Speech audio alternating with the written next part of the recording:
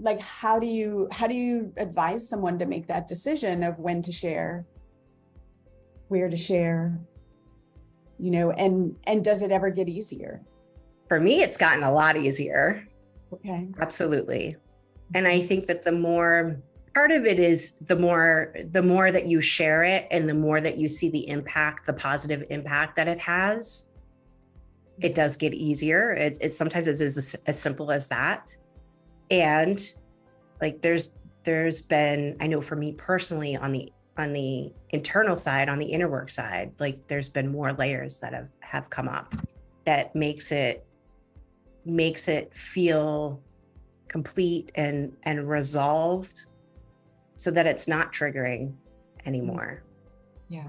At all. The more you tell it, the easier it gets. Yeah. And the more people reflect back to you. Like, have you had someone reach out and share how your story has made a difference, kind of similarly to the body dysmorphia? Yeah, absolutely. Absolutely. And it's in interesting ways. The first time I actually told that story, it was like really all kinds of sourced experiences were going on. When that happened, I took the stage, the lights went out. So that in and of itself kind of shook me. I was already like wigged out and amped up, and then the lights go off and I was like, oh. Right. And it was in a room of like 50 women. It was the first time on the stage, like sharing it, live like that and in public. And it was at a 2-day event. And there was a woman, a lot of people reflected right in that moment after I got off the stage. But there was this one woman in particular, like it always amazes me, like what it opens up for people and how. She talked to me afterwards, but then we connected over the weekend after the event. And she said, I had a speaking engagement the next day. Mm-hmm. And I had never really, she's a lesbian and she had never really talked about that. She goes and speaks at schools, middle schools, high schools. And she was like, I've never really been comfortable necessarily sharing that publicly. And I did this time. And part of it was like, kind of, I'm coming out with this abuse story. She's coming out with, her sexuality in a public way. When I first came out, I had a talk and I knew this was like the most alive thing I could talk about. I had a breakout session scheduled at a big event, and I made a slide, and there was a point in the talk where I was like, okay, here's where I'm going to share this story. And it was really a story about kind of getting this signal from the universe and following it.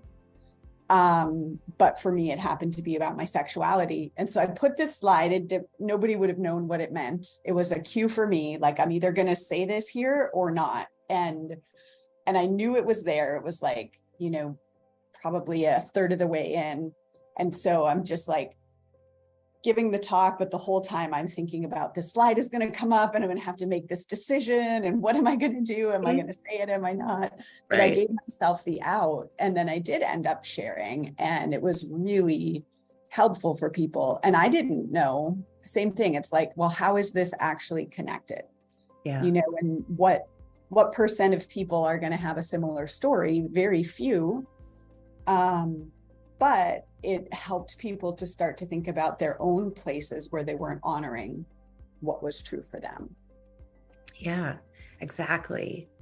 And so the other piece of that story, of her sharing that story, the piece, God, just thinking about it, it still kind of gets me a little bit. She said that there was I think it was 7th graders that she was talking to. And she said that there was a boy who came up to her afterwards. And he said, oh my God, I'm going to get emotional. He said, up until this point, I really don't like gays, but I really like you.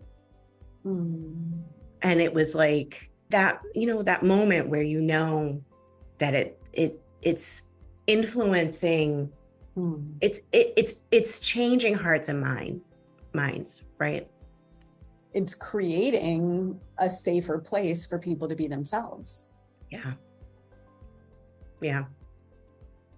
And coming back to where you started about kind of being control freak, if we're trying to control how people respond and what they think and what it does, we miss that opportunity to open hearts and minds. Right.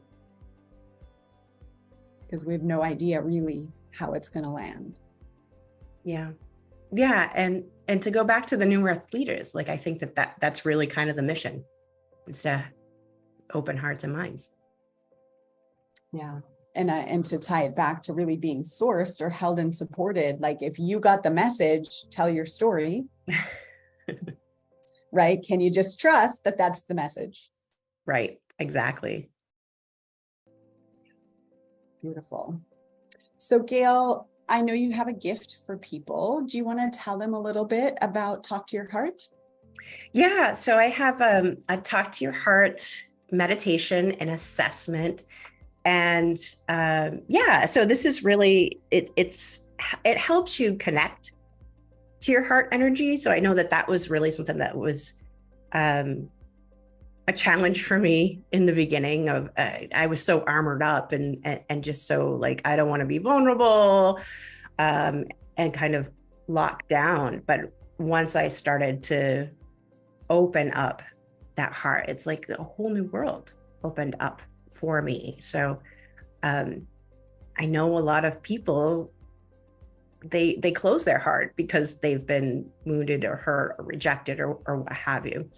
So this is really an exercise that just allows you to give yourself that time and that space to reconnect with your heart, or if you are like connected and open-hearted, it's also an opportunity to just sort of assess, like, okay, here are some places that maybe I want to make some changes. And do I feel like now's the time to do that?